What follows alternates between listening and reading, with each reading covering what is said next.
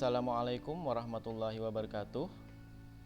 Alhamdulillah, pada kesempatan kali ini kita kembali berjumpa dalam kegiatan pembelajaran PPKN kelas 11. Pada kesempatan kali ini kita masih membahas mengenai harmonisasi hak dan kewajiban asasi manusia dalam perspektif Pancasila.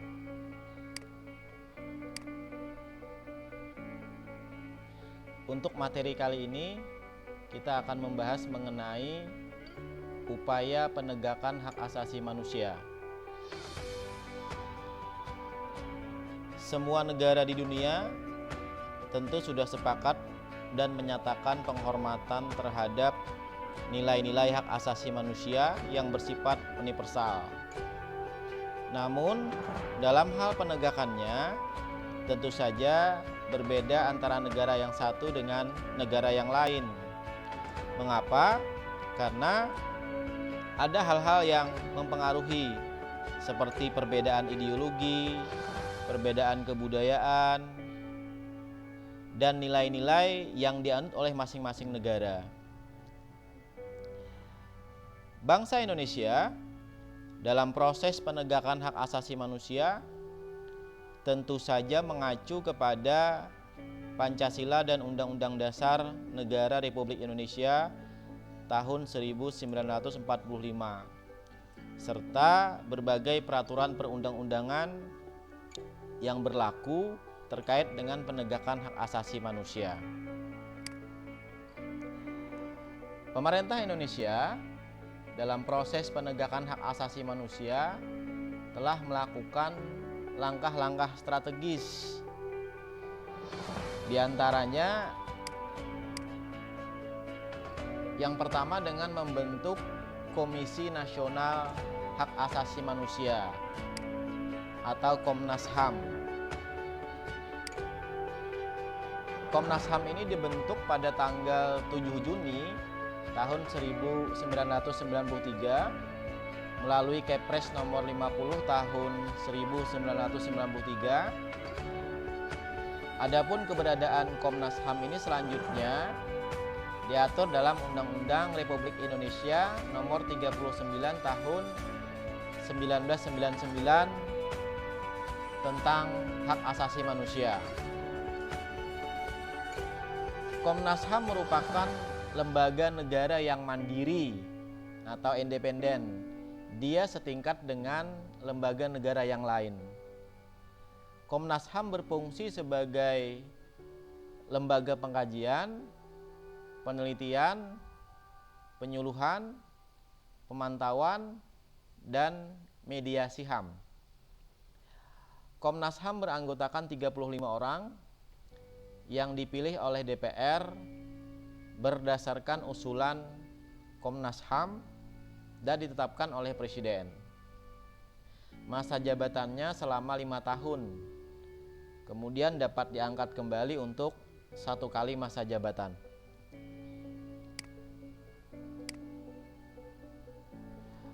Komnas HAM mempunyai beberapa wewenang. Di antaranya yang pertama, melakukan perdamaian pada kedua belah pihak yang bermasalah. Ya. Jadi Komnas HAM bisa melakukan mediasi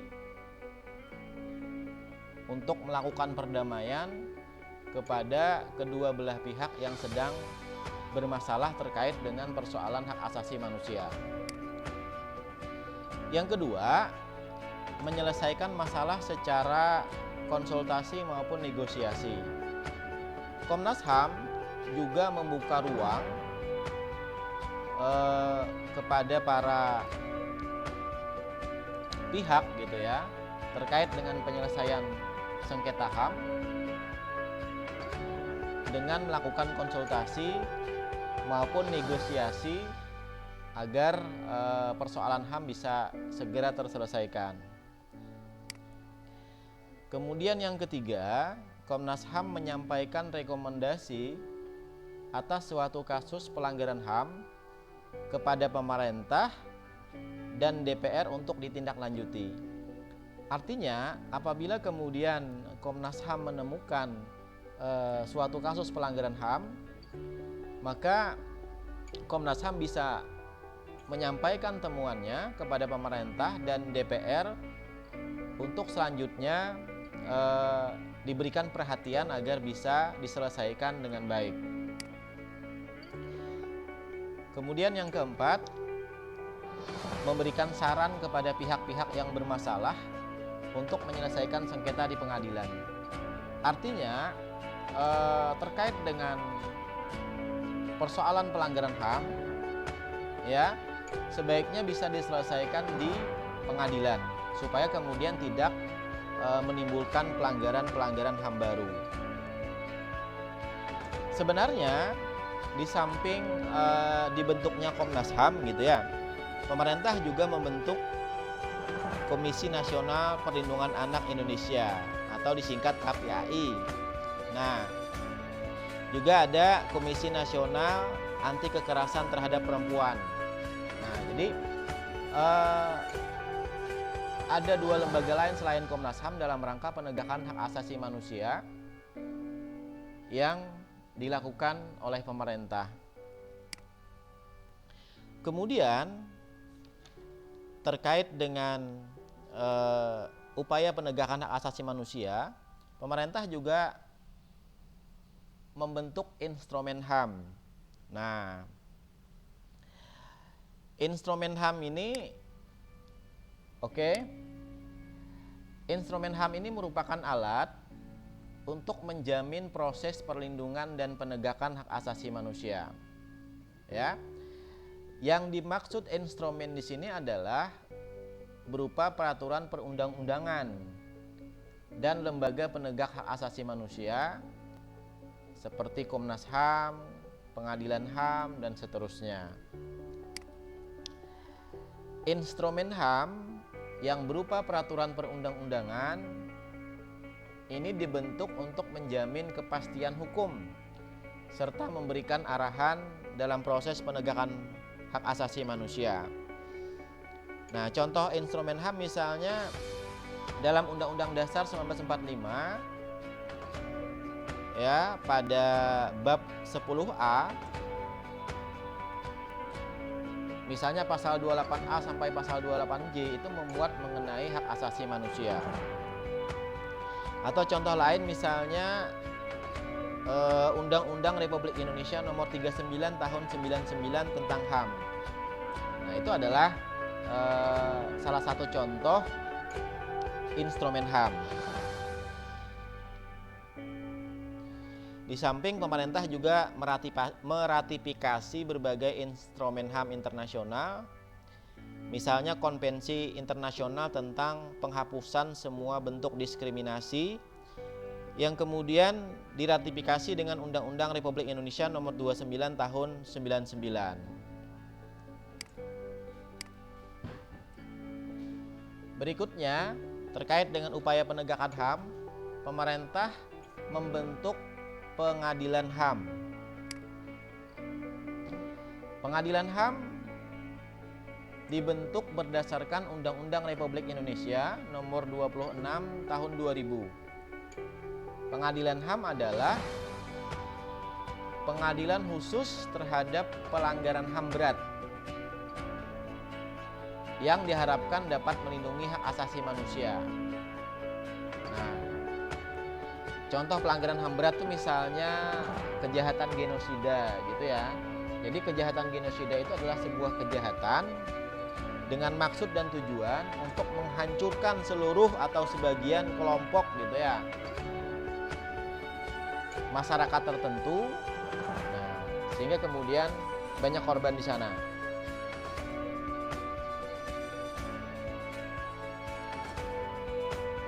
Dengan adanya pengadilan HAM ini diharapkan dapat melindungi hak asasi manusia, baik itu hak asasi perseorangan maupun masyarakat secara luas.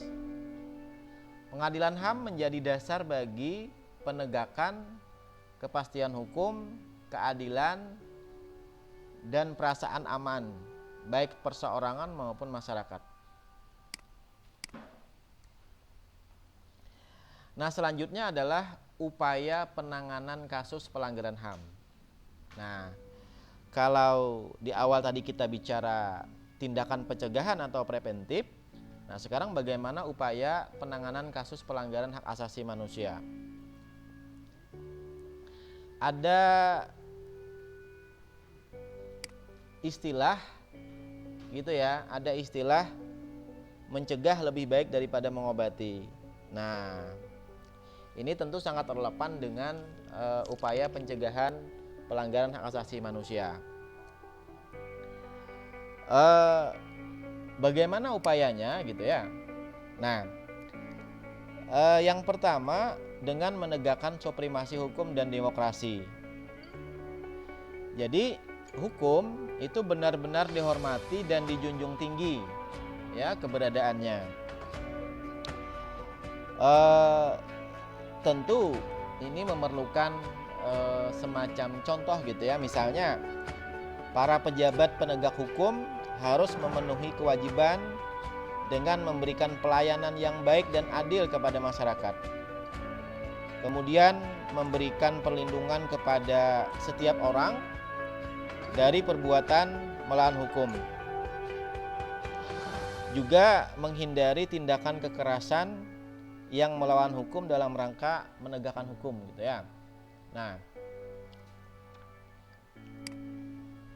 kemudian yang kedua, upaya pencegahan pelanggaran HAM adalah meningkatkan kualitas pelayanan publik untuk mencegah terjadinya berbagai bentuk pelanggaran HAM oleh masyarakat, oleh pemerintah gitu ya. Apa saja contoh pelayanan publik? Misalnya rumah sakit gitu ya, apalagi pasar juga ya.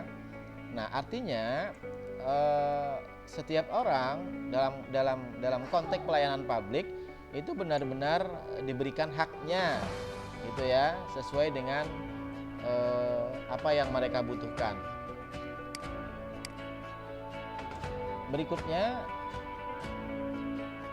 meningkatkan pengawasan dari masyarakat dan lembaga-lembaga politik terhadap setiap upaya penegakan HAM yang dilakukan oleh pemerintah. Nah, jadi dalam konteks penegakan HAM juga memerlukan pengawasan gitu ya. Apakah itu pengawasan dari masyarakat atau pengawasan dari lembaga-lembaga politik. Lembaga politik ini termasuk juga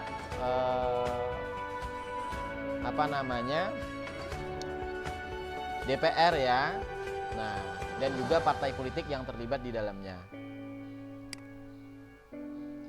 Kemudian yang keempat, meningkatkan penyebarluasan prinsip-prinsip hak asasi manusia kepada masyarakat melalui lembaga pendidikan formal seperti sekolah, perguruan tinggi gitu ya, maupun lembaga-lembaga non formal.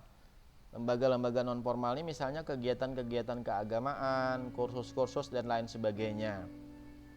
Kegiatan keagamaan seperti majelis taklim umpamanya gitu ya, itu juga bisa menjadi sarana bagaimana menanamkan prinsip-prinsip hak asasi manusia kepada masyarakat.